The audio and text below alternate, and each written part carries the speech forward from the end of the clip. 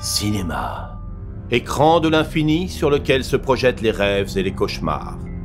Leur mission, vous faire découvrir des films oubliés, vous faire poser le pied sur des genres plus ou moins inconnus, et au mépris de votre santé mentale, vous faire avancer vers des contrées nanardesques.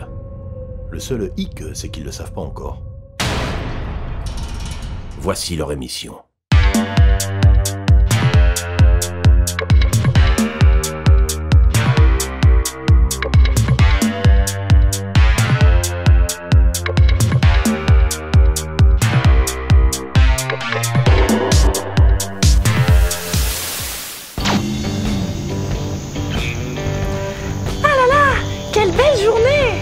Cette voiture offerte par mes parents est si géniale!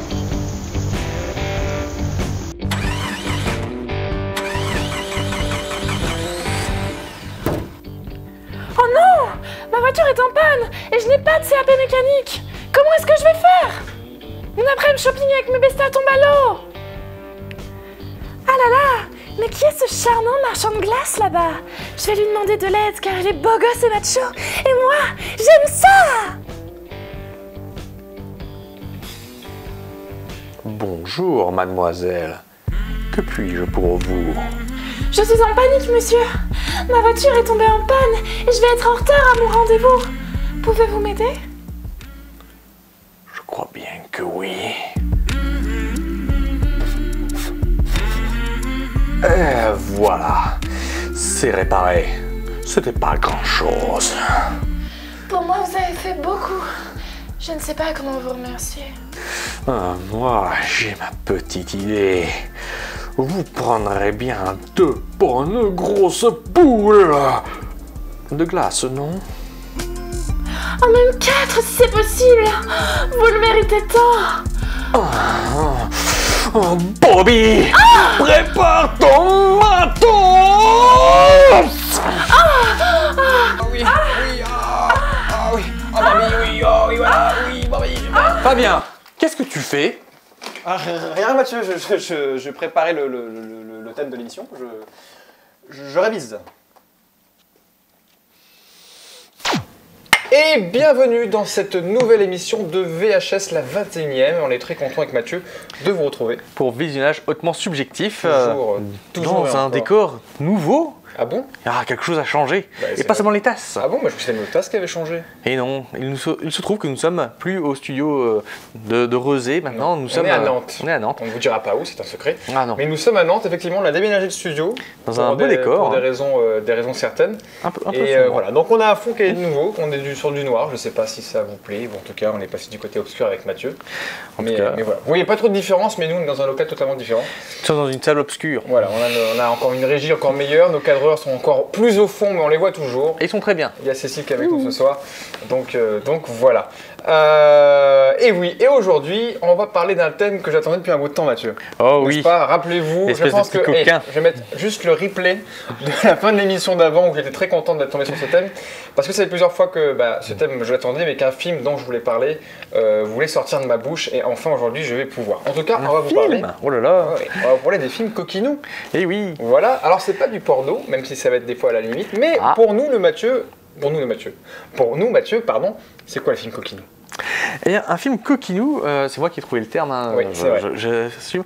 Au départ, c'est parce que justement, je voulais parler de cinéma pour adultes, pour papa et maman, mais c'est pour une émission à moi sur ma chaîne YouTube, et donc je voulais utiliser le terme film coquinou. Et toi, quand je t'avais parlé de ça, mais tu avais ri, tu étais heureux. on sentait qu'il voulait batifoler dans les champs tellement ça le transportait. À ce point-là? Ah oui, c'était beau. Et donc, le film coquinou, c'est un film qui parle de choses coquines, évidemment. Et de nous. Ah non, c'est pas ça. Oui, un petit peu quand même, parce que nous allons les voir. C'est vrai. Donc les films coquins, on essaye quand même de faire à ce que ce soit pas juste du porno, parce que malheureusement, ce genre de film, c'est souvent pas vraiment des films, puisqu'il n'y a pas d'histoire, il n'y a pas de personnage, il n'y a pas d'intérêt. Là, nous, ce qu'on veut, c'est quand même voir des films qui valent le coup d'être vus. Malgré l'émission du mois dernier, où là, c'était des films qu'il ne fallait pas voir. Alors, j'avais peur pour le mois dernier pour des images un peu trop trash. C'est plutôt bien passé sur YouTube, j'ai l'impression. Là, je ne sais pas encore.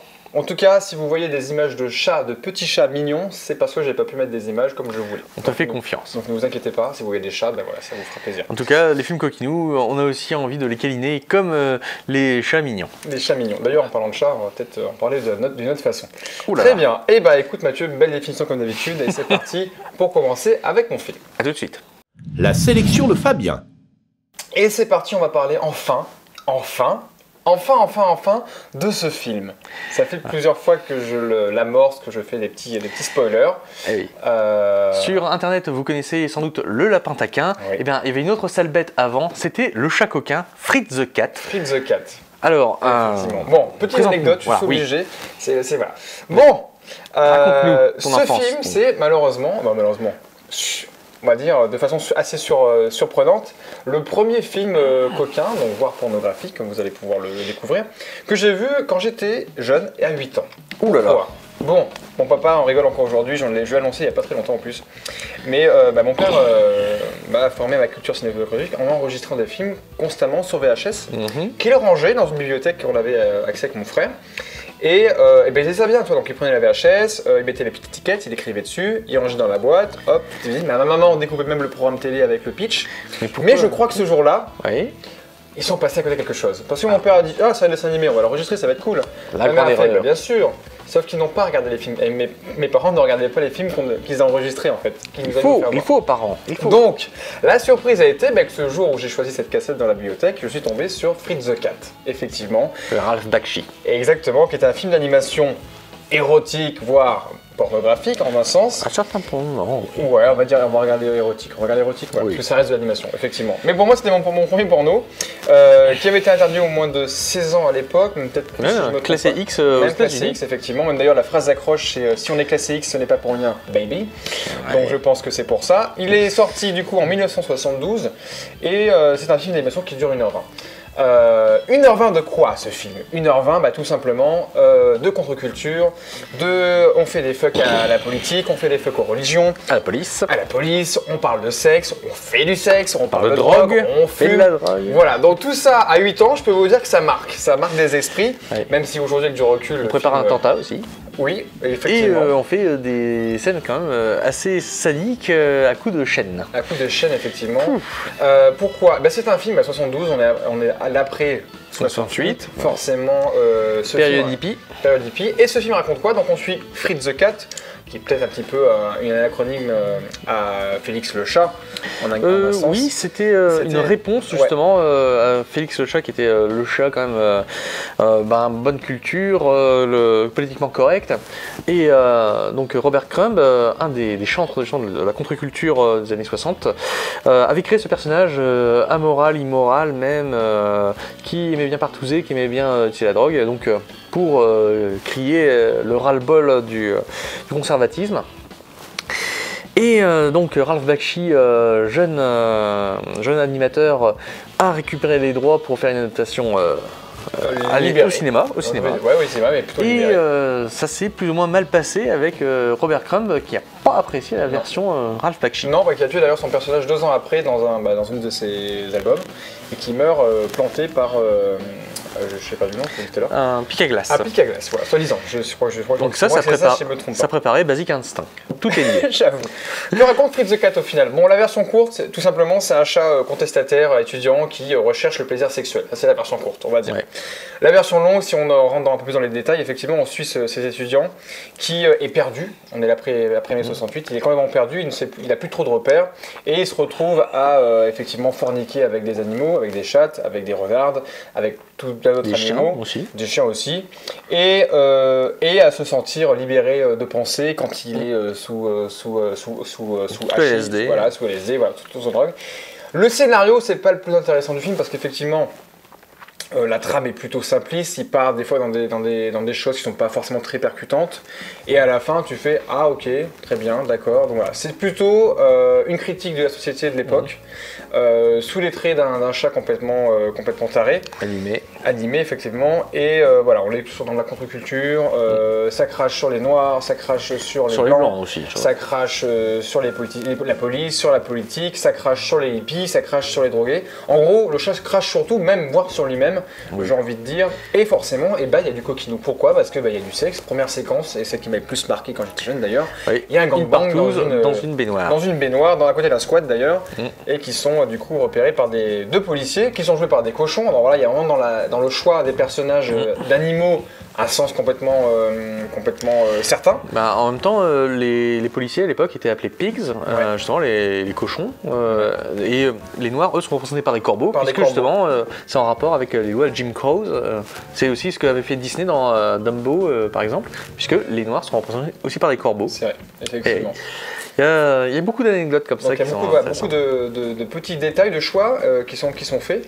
L'animation est plutôt cool, il y a certaines bonnes idées, je trouve, quand même, dans les délires, dans les trips, dans la façon quand ils décollent parce qu'ils sont sous drogue, même dans les courses-poursuites, il y a vraiment des trucs, il y a même des clins d'œil à des choses, par exemple, la première ouverture, vraiment la vraie ouverture du film commence sur trois mecs de chantier qui sont sur la fameuse poutre, vous savez, la fameuse image de la construction de je sais plus quel building d'ailleurs.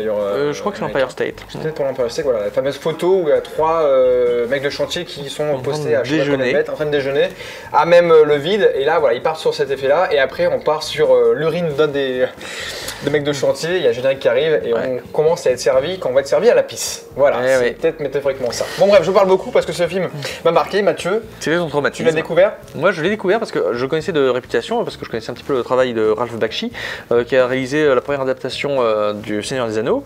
Il devait le faire en deux parties, il a fait que la première partie parce que c'était jugé tellement pas bon que c'était refusé.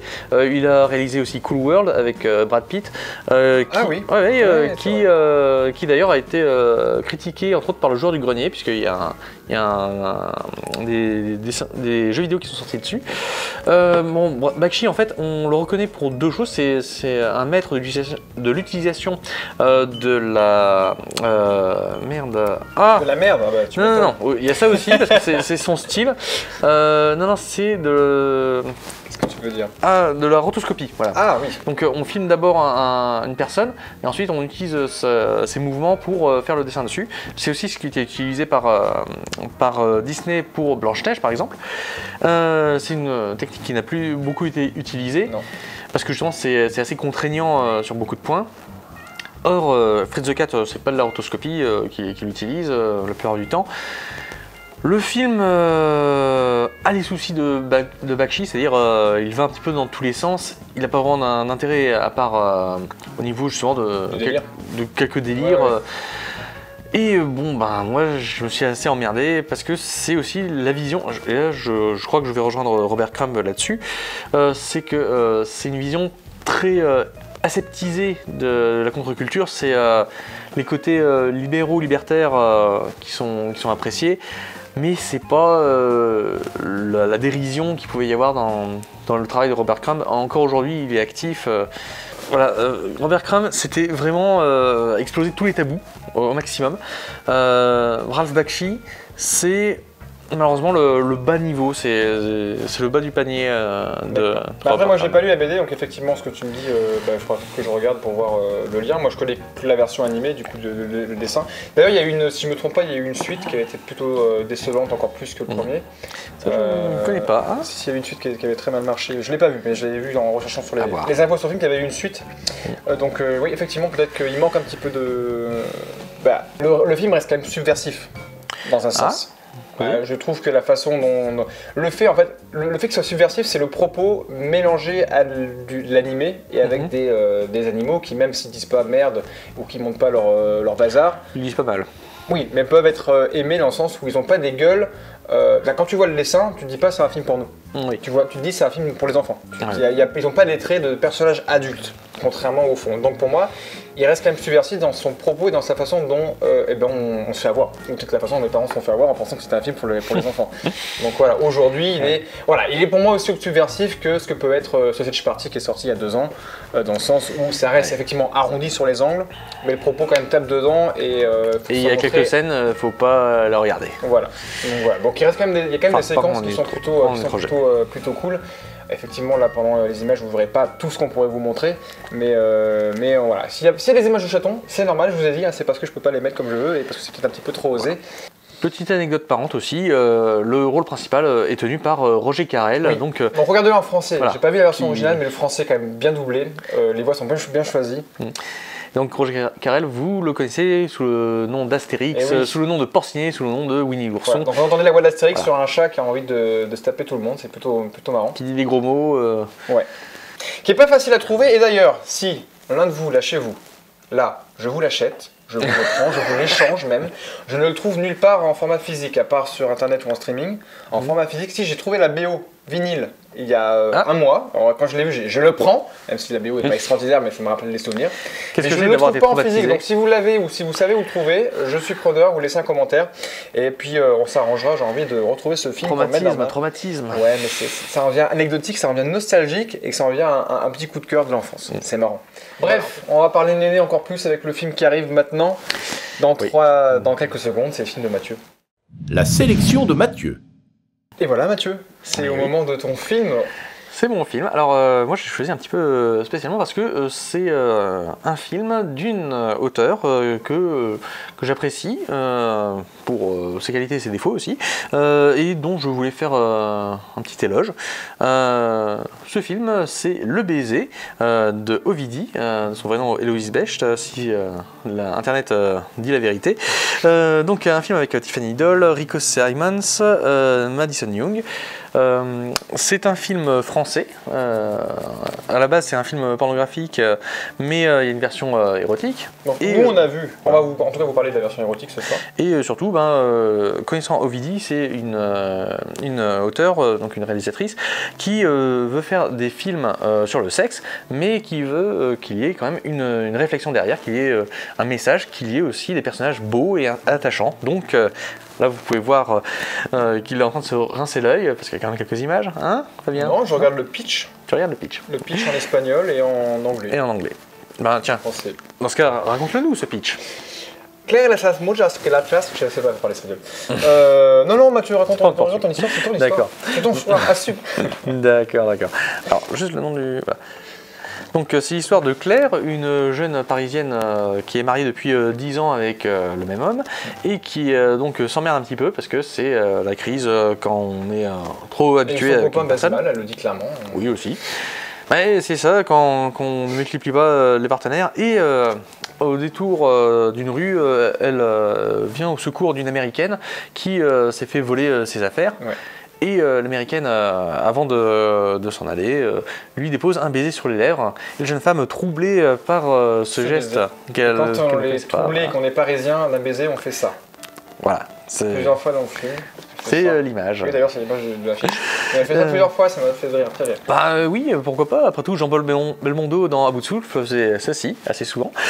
Ben là, c'est aussi pour montrer le trouble lorsque on est hétérocentré, de découvrir justement. Je sais pas trop, en fait, je me pose la question.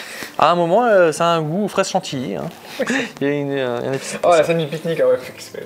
Bon bref, vas-y, continue. Voilà, donc cette jeune femme va délaisser son mari pour suivre cette américaine qui, elle, comme elle veut s'éclater dans cette patrie de l'amour qu'est la France, malheureusement, va pas être exclusivement tournée vers Claire, hein, qui va être encore plus troublée. Ouais. Donc voilà, ton avis à toi, d'abord.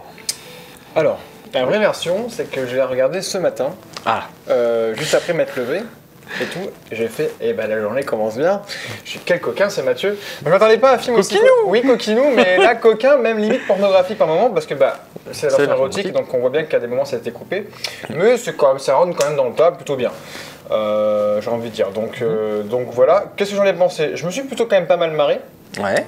Dans le sens où, au-delà que ça me fasse sourire au vu de ce que je voyais, je suis désolé, mais je trouve que l'actrice principale du film joue très mal. C'est qui joue Claire. Le reste du casting, il n'y a pas trop de soucis, quoique son mari n'est pas hyper très bon non plus. Mais alors, le personnage principal, je me marrais d'elle parce que je trouvais qu'elle surjouait même pas, c'est qu'elle était complètement absente du rôle du personnage. Et pourtant. Et qu'elle joue mal. Alors, je ne sais pas si c'est juste ma vision. Voilà. Le casting, dans l'idée, est plutôt cool. Effectivement, on a choisi des personnes plutôt bien gaulées, on est d'accord. Autant les filles que les garçons, dans un sens, même s'il y en a un qui aurait pu se raser le sourcil. Je n'ai pas compris pourquoi cette direction artistique. Mais mais qu'est-ce qu'on en a pensé? Je me suis bien marré. Après, le scénario est très léger. C'est tient sur une phrase. Pas vraiment, non. Il y a quand même quelques... Bon, je vais y rebondir dessus. Et après, parce que moi j'ai ressenti, je connaissais pas forcément la réalisatrice, donc effectivement je m'en suis renseigné par rapport à ce que tu disais, j'ai compris un peu plus pourquoi. Il y a un propos totalement pro-lesbien dans le film, on est bien d'accord. Pas que. Et il y a beaucoup de critiques sur le milieu masculin, mais au niveau du sexe quand même. Dans le sens de la vision du sexe masculine et la vision du sexe féminine. Voilà. Je ne me le remettrai pas, même on va dire que le premier quart d'heure, pour tout avouer, ça m'a fait rire, parce que je me suis dit, Mathieu, il a dû récupérer ce DVD, vous savez, dans les presses, mais le rayon tout en haut. Non. Je l'ai eu pour Noël. C'est vrai? Mathieu, qui t'a offert ça pour Noël? Ah, je ne dirai pas. Tu ne me dirais pas? Non. Oh, Mathieu a un secret, c'est la première fois. Non, ce n'est pas un secret, mais simplement je ne le dirai pas parce qu'il ou elle regarde aussi. Elle regarde l'émission? Oui. Ah, tu veux pas lui faire des dédicaces? Bon, on va regarder les abonnés. Non, mais du coup, voilà, donc je me suis marré parce que je trouve que ça jouait un peu mal. J'ai trouvé ça plutôt. Même, j'ai pas trouvé ça spécialement excitant, au sens propre du terme. Moi, c'est pas vraiment le but parce que donc. Mais, ouais, je trouve que les scènes de sexe sont un peu maladroites par moments. Dans le sens où, en fait, je trouve que c'est la personnage de l'américaine qui surjoue de ouf, quoi. Alors là, c'est un peu particulier justement parce que donc Madison Young, qui est américaine justement, a été choisie justement par Ovidie parce qu'elle a une façon de jouer devant la caméra qui est très particulière. C'est quelqu'un qui sourit énormément. Ouais. C'est quelqu'un qui simplement qui s'éclate. Qui est solaire, qui s'éclate. Et après, voilà, peut-être que dans la vraie vie, elle est comme ça, je ne sais pas. Hein, mais, et si, un truc qui est marrant, parce que tu me disais que on était à Paris et que la ville de l'amour donne envie. Enfin, je suis désolé, on ne voit rien de Paris. En tout cas, il n'y a aucun moment où on se dit, effectivement, on est à Paris, même s'ils en parlent, on voit aucun monument, on reconnaît aucune rue connue, c'est toujours des gros plans sur les scènes, ce sont toujours des gros plans sur les décors qu'ils ont choisis, la petite maison de vacances, le parc pour le pique-nique, même l'appartement parisien n'a rien d'un appartement qui pourrait être typiquement parisien. Je trouve que c'est marrant parce que du coup, on ne se sent pas à Paris en fait. Oui, mais c'est un peu le souci malheureusement parce que c'est un très petit budget, hein, il faut reconnaître. Bon, moi pourquoi est-ce que je l'ai choisi? Déjà parce que Ovidie, c'était au départ une actrice X qui a fait beaucoup parler d'elle en tant qu'intello du porno. Elle a écrit Porno Manifesto entre autres. Elle a été actrice porno du coup? Elle était actrice porno, elle a commencé comme ça, alors elle est devenue réalisatrice. Et justement, moi j'ai entendu parler d'elle parce qu'elle passait aussi au JT de temps en temps. Justement parce que c'était le moment du bouleversement du porno. On passait avec Internet, il y avait beaucoup de changements. Et donc là-dessus, c'est quelqu'un qui voulait mettre une voix particulière, une façon de filmer, de filmer les femmes en particulier, parce que c'est une figure féministe, pro-sexe, qui voulait montrer une facette heureuse de la sexualité féminine. Moi, j'avais des personnes que je connais, je ne cite pas de nom encore une fois, qui regardaient sur Canal+, le porno du mois, et surtout qui appréciaient bien justement les films d'Ovidie, parce que... C'est ton frère. Non, c'est pas lui. Mais enfin bref, donc ils m'ont dit que ce qu'ils appréciaient, c'est que justement, comme réalisatrice, les femmes n'étaient pas traitées de salopes. Et ça leur plaisait beaucoup, parce que justement, on peut aimer regarder des films. Elles sont pas vulgaires. Voilà, si on peut retenir dans le film, effectivement, il n'y a pas le côté vulgaire du porno. Il y a l'acte, effectivement, sexuel, un peu plus. Il y a de la tendresse. Il y a de la tendresse, mais c'est vrai, effectivement, c'est un bon point, mais qu'on l'oublie souvent, et c'est vrai qu'il n'y a pas ce côté vulgaire. On va voir dans un autre film de charme sur TMC. C'est avec des personnages justement qui aiment. Alors, et c'est là par contre que je vais faire une petite remarque, c'est le souci que j'ai avec Ovidie, c'est que ces personnages sont souvent mal écrits. En particulier, moi, il y a une scène qui m'a fait sortir du film où j'ai dit non, là, tu t'es perdu dans ton propos, Ovidie. C'est la scène où donc le personnage joué par Tiffany Doll, donc Claire.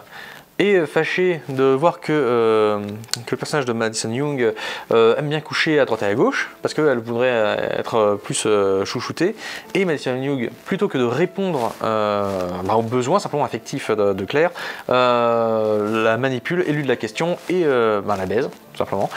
Si bien que là, je me suis dit, ok, le personnage de Madison n'aime pas le personnage de Claire, elle veut simplement jouer avec, et donc il y a la scène de fin, je vous spoil un petit peu, mais là, on comprend qu'en fait, l'américaine a décidé de renoncer, de rentrer en Amérique pour rester à Paris.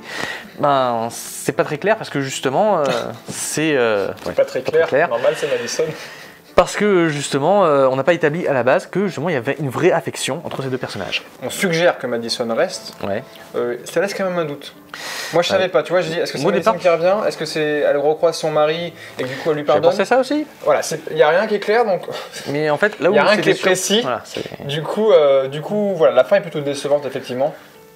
Et c'est surtout parce que c'était mal amené. Ouais. Ensuite, est-ce que le film lui-même est mauvais? Personnellement, je trouve que non. Le souci avec ce film-là, c'est donc un souci d'écriture. Mais sinon, tout le reste, en fait, montre que justement, Ovidie est une voix importante, originale, dans le milieu aussi bien du film en général, du film dramatique, que du film pornographique, ou érotique, pour sa version érotique.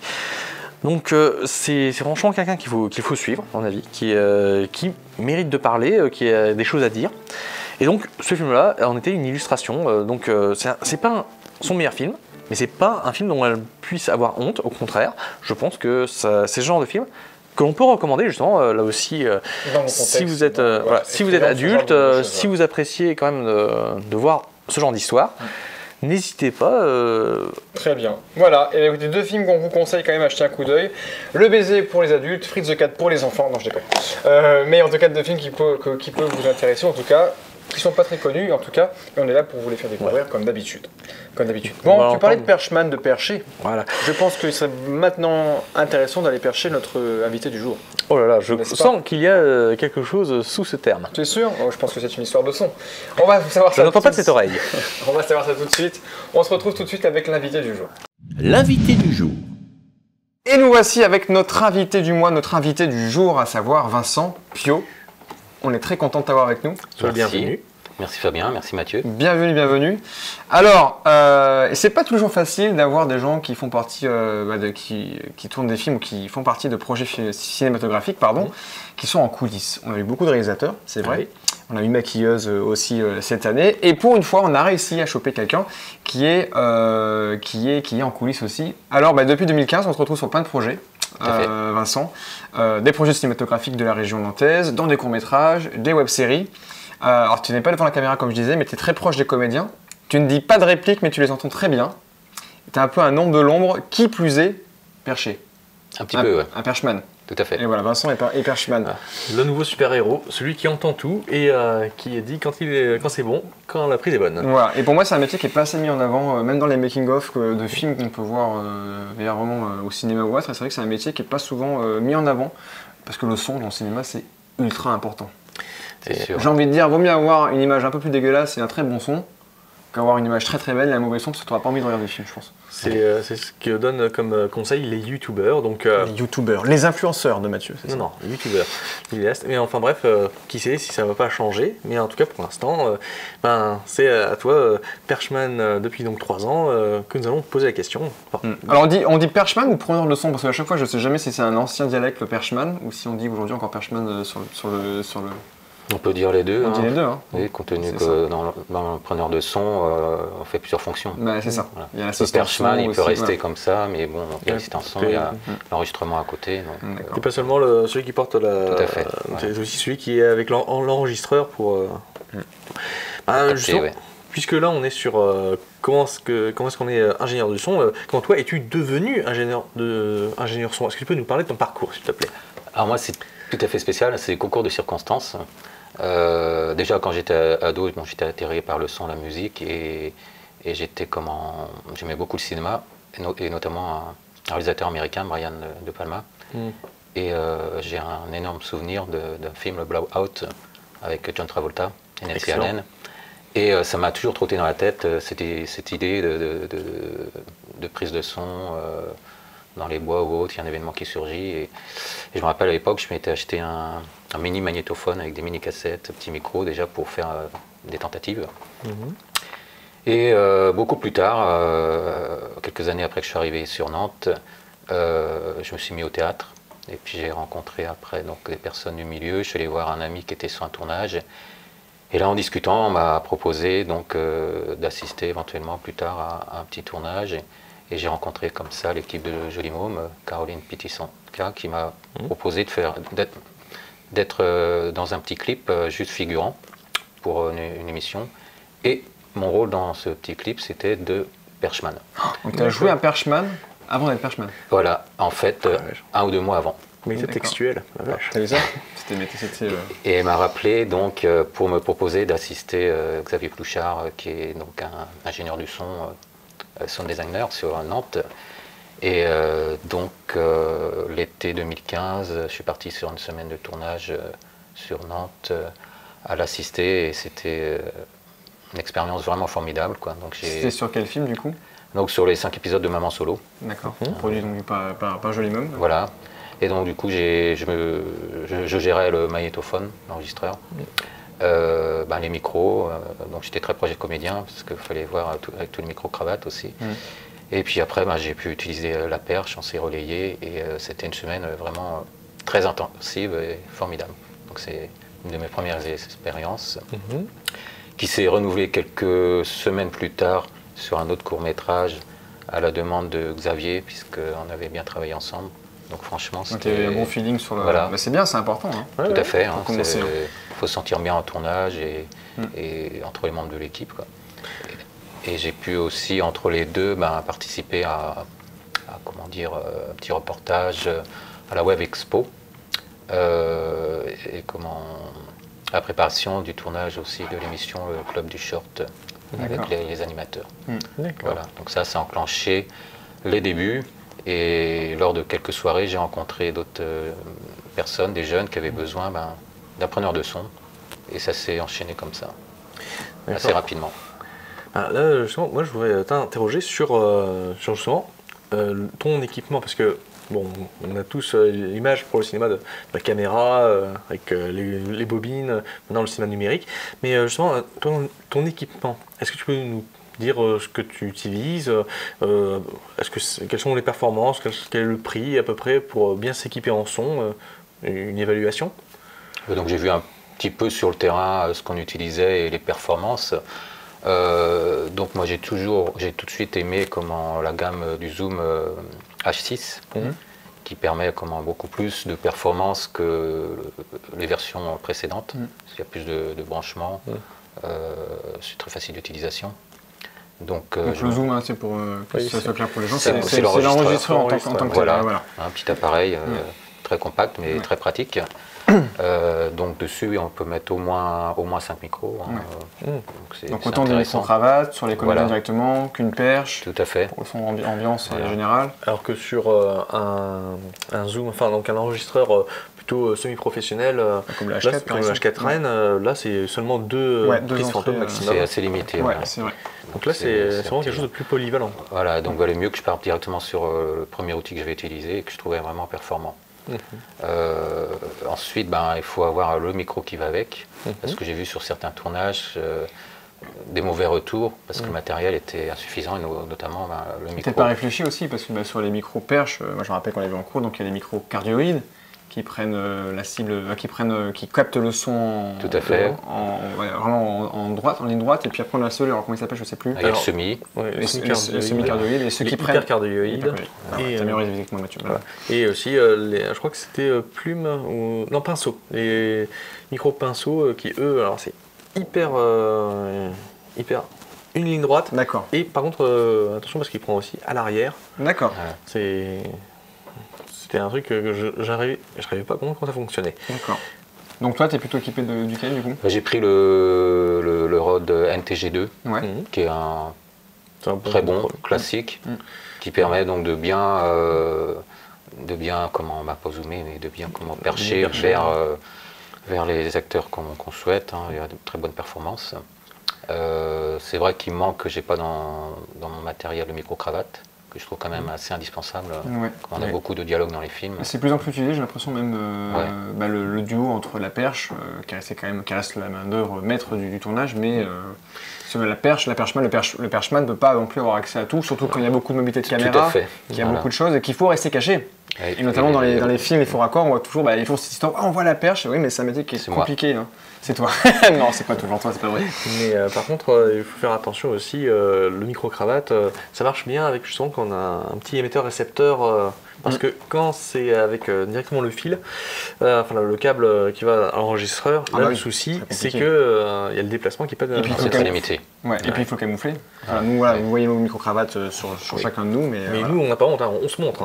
Il n'y a pas de souci, on peut faire avec les fils ici, puisque ça peut descendre par derrière, il n'y a pas de problème. Voilà, vous verrez le nombre de fils qu'il y a par terre, là, sur le tournage déjà. Tant que ça, on serait perdu. C'est un petit peu plus... Un vrai labyrinthe. Voilà. Donc. Et du coup, pour les micros, il faut la perche, donc il y a toutes sortes de perches. Bon, là, j'en ai une petite de mètres et quelques, qui est suffisante parce que j'ai eu beaucoup de tournages en intérieur et justement avec beaucoup de confinement, donc ça m'évitait d'être trop gêné. Ouais. Sinon, plus longue, c'est intéressante aussi pour avoir plus de recul hors champ de la caméra, quoi. Voilà, donc c'est en fonction Ce sont des perches en carbone, c'est ça? Il y a aluminium, il y a carbone. Les carbones sont plus intéressantes, mais plus chères. Voilà, c'est en fonction des budgets. Mais de toute façon, le perchman doit être très attentif à ses mouvements et éviter donc de bouger, de donner des coups dans ses instruments.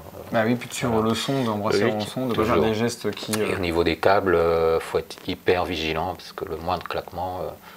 sur la perche est ressenti sur l'enregistreur. Donc voilà, c'est des petites choses basiques mais hyper importantes. Et c'est un métier qui reste quand même physique, on a beau oublier.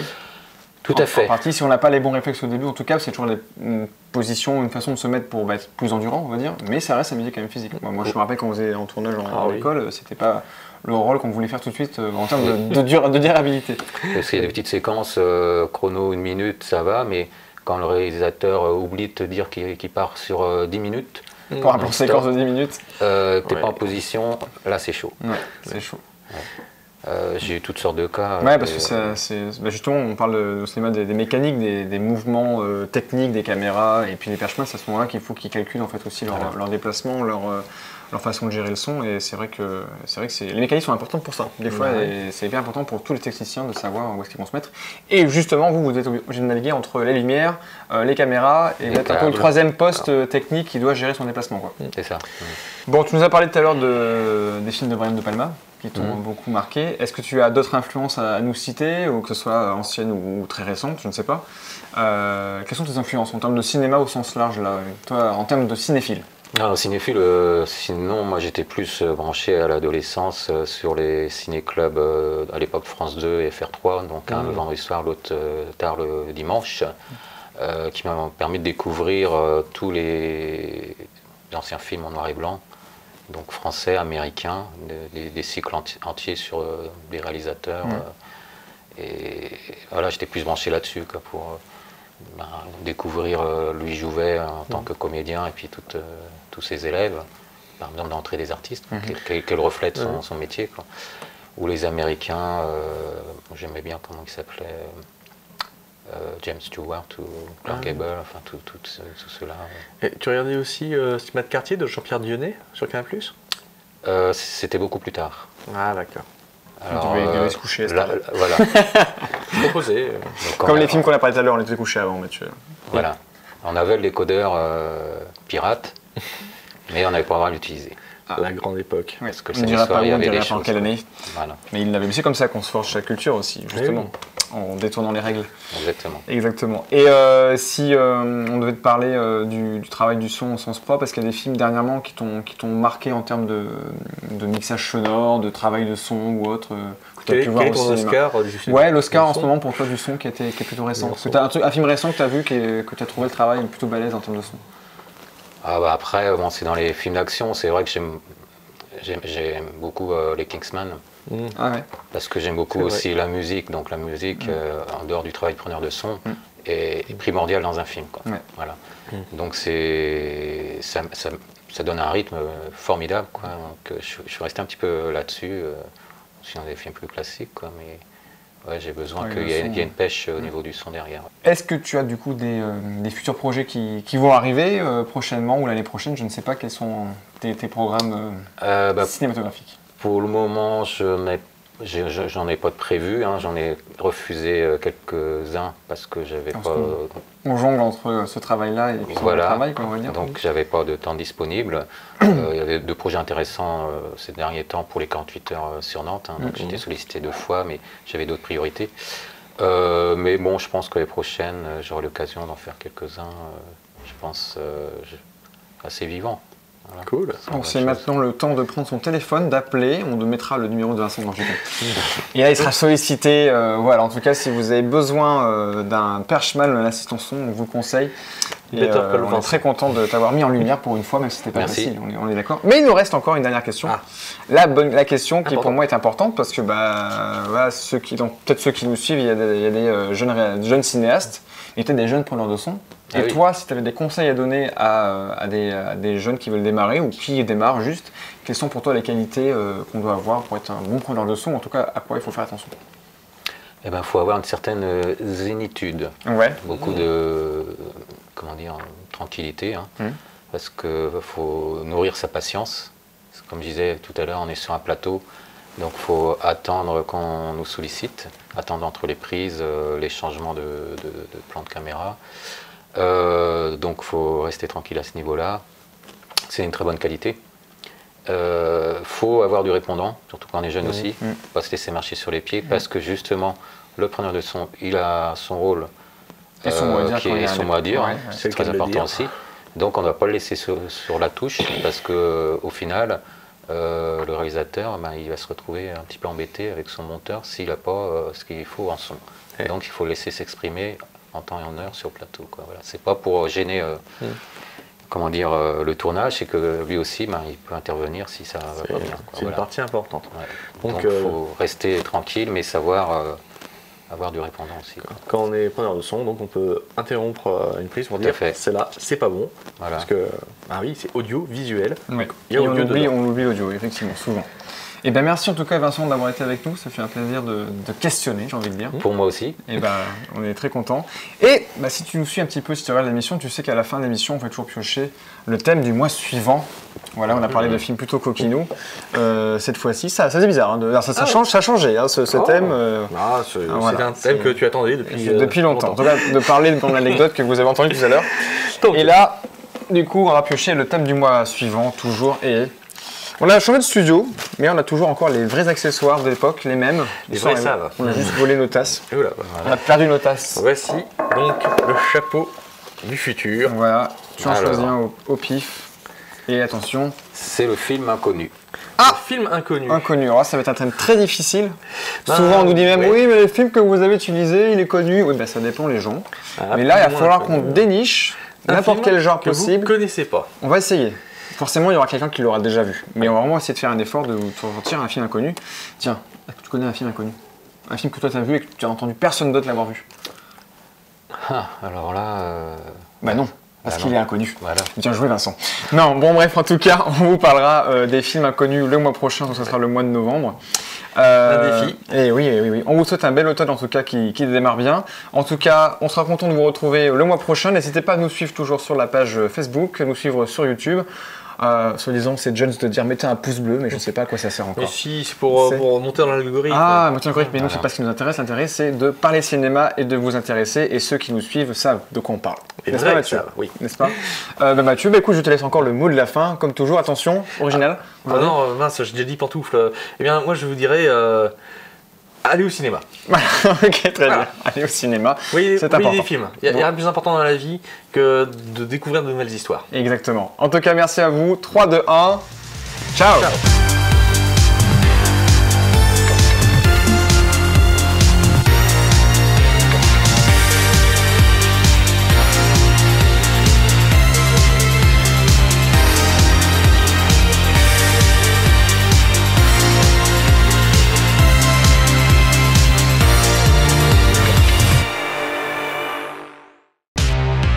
VHS, visionnage hautement subjectif.